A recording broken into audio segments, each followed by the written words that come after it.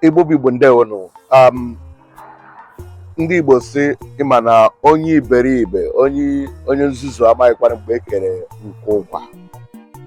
Ha sịkwa na onye nzuzu amaghịkwa na ada nne ya bụ ọbịa. Kedu ihe m ji na-ekwu okwu a? Enwe ndị na-esi na nweghị ihe Igbo ụlọ na-eme. Enwe ebe a ji azụ aga. Ngwa biko kirikiri ihe onyonyo a ndị na-eji azụ aga. Kedu ihe onyonyo?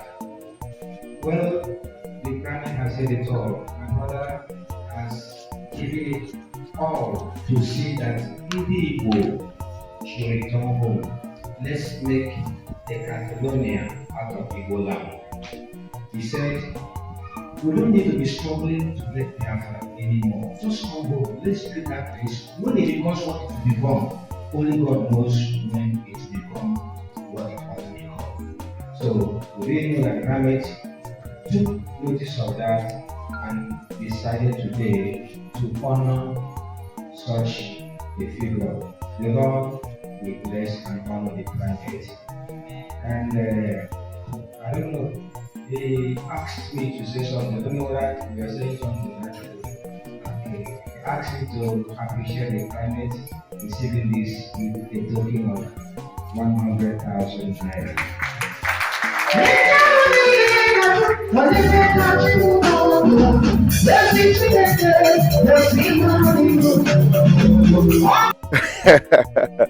Kwụna ahụ na ya ihe a bụ ihe onyonyo emere ebe e nyere m award ebe m nọkwara onwe m enwe ihe m Igbo ụlọ na-eme onwe ihe anyị na-eme achieve most reverend mas veji ihe na-achọ wee zite ozi detere m ụgbọgba leta buru ibu na ihe a na-ahụ ihe Igbo ụlọ na-eme na Lagos ka ha hụrụ ihe niile m na-ekwu n'ihe onyonyo na otu m gburu amụma na o mezuole na ihe niile m kwuru last year na Igbo a ga-ebu ha agha-aghachu ha ọsọ dịka echigbachu mbụ na o mekwala na ihe a gwụrụ ya ike ya sị mba onye a mere ihe a na a ga-enye award ọya award ahụ hụrụ enyere ebe ahụ ma meanwhile to some people enweghị Igbo ụlọ na-eme ihere ga-eme some people. Ngwa biko werekwa anya gị lere m ihe onyonyo ọzọ m ga-abịa achịkwa. Are you happy that you are going? You are happy that you are going. Yes, it's not an easy job, you understand? Yes. This is Nigeria Custodial Center. That one pastor came and said that he will discharge you people, and he discharge you people. What are you supposed to tell the pastor? Their names. What is your name? Your own. Your own. It's not easy, and you have been here since 2021. You 2022 and you 2023 2022 too. It's not easy, but what are you promising the pastor? Because it is from God. I want you people to change and live a new life of Christ. I don't want you people to come back here again in Jesus' name. Can I have your address so that yes, we can send you help if you need? If you need, yes. Do you have phone numbers where people can contact? Okay. So how do we reach you? Okay, don't worry, I'll give you the pastor's number. If you reach, call the pastor so that he can know how to reach you in case if there is help from anywhere. We will help you. We are not you don't want two you. people to do anything bad. That is the reason that the church come in to say that they want to help people so that you people can be of good behavior. Yes. So that you people can be of what? Good behavior. They will help you up to make sure that you people are okay in Jesus' name. What is your name? Eh? From where? From Ala Igbo. Where in Ala Igbo? Okaramfi. Okanafu. Yes. Okay. Where in Isalamba? Amaraku. You are what? A better favor. You Ubasi from where? From Abombise. Okay, I pray that all where of in you. Abombise? Okay. I pray that all of you will not come back here again. Will turn to new life in Jesus' name. Abia State mere their meeting in a very special way. Imo State, so now with so what I read in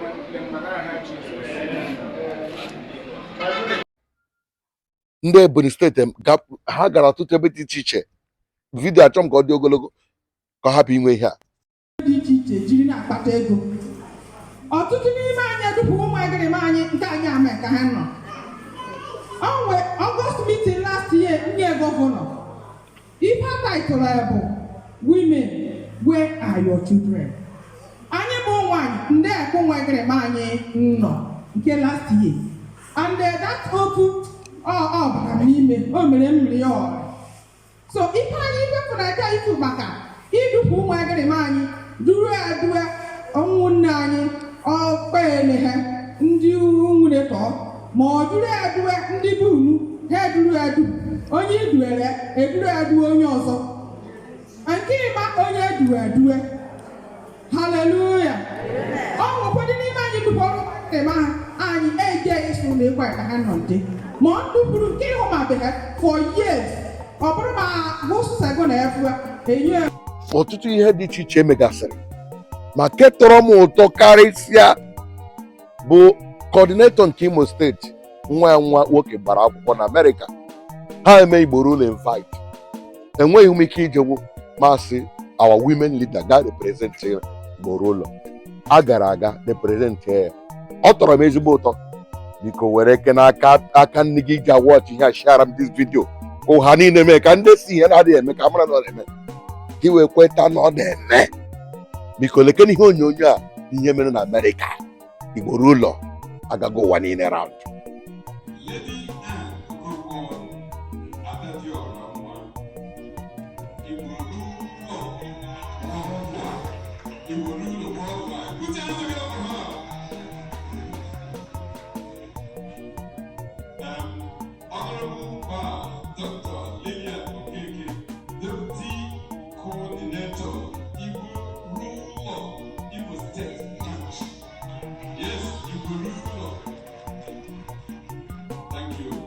Unu ma ihe njide egwe unu ihe ndị a niile. Igboro ụlọ enwe ndị na-abịa ha na-ajụ m ị na Amerịka na-asị Igboro rutewe ụlọ.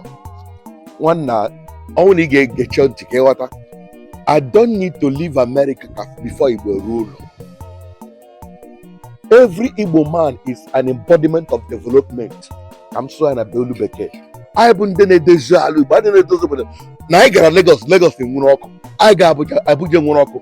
Obodo ọbụla onye Igbo bara ebe ahụ nwụ na-enwu, ebe ahụ akwụnye ya n'ọkụ. Ndị Igbo maka esi akwụnye obodo n'ọkụ. Nkwụnye n'ọkụ a ka m chọrọ ka ndị Igbo weletara anyị ụlọ bịa kwụnyere anyị ala Igbo n'ọkụ.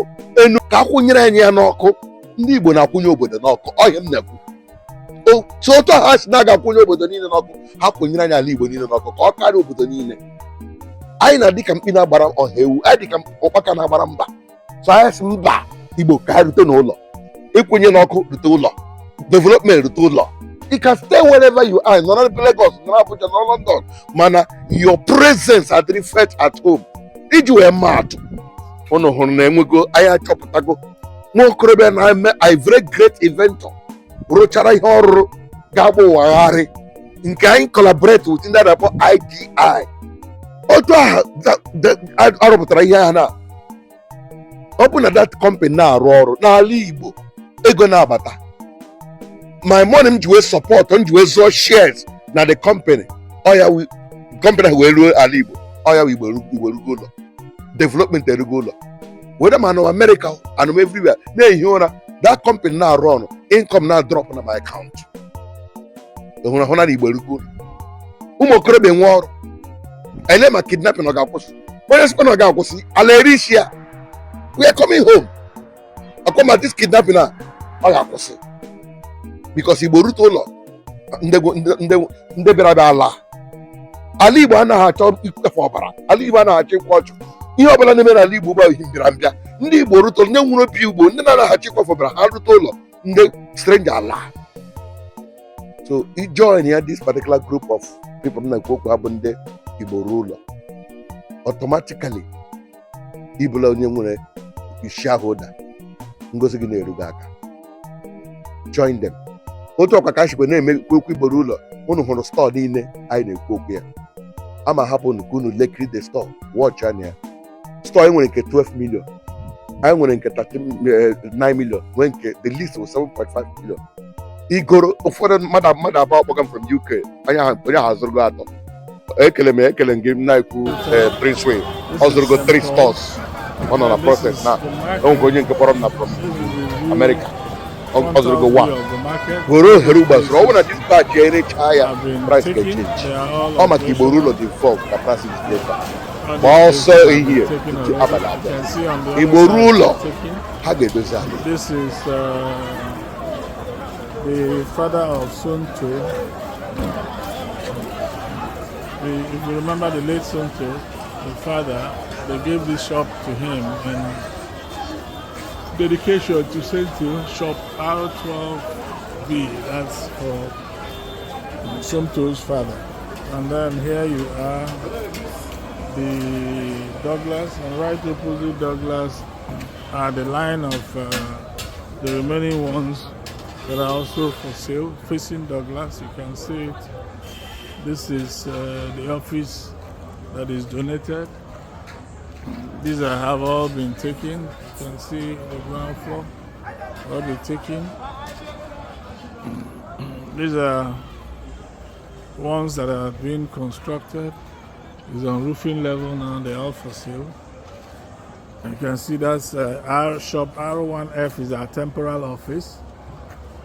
Shop R1E has been sold, somebody in the island. R1D has been sold also, somebody in the US. Then you can see the R1P is the office I donated to Akurono. Shop R1Q is empty, it's available for sale. R1R is also available for sale. All these are also available. Then you can see the R1, R1O, R1N, R1M, all upstairs. They're also ready. And this is the one I donated to you guys, shop R1P. Macarona is upstairs facing Douglas. You can see this is Douglas Road. So it's facing it directly. It's facing Douglas Road directly. As you can see, me, and this is the shop. Alright? This is me and this is the shop. And this is directly opposite Douglas.